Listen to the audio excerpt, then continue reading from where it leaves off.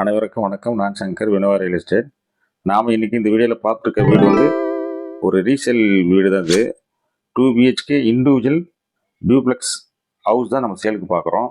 இது land area பார்த்தீங்கன்னா 800 square feet land ஏரியாவில் ஒரு 1600 ஸ்கொயர் ஃபீட் பில்ட் பண்ணியிருக்காங்க.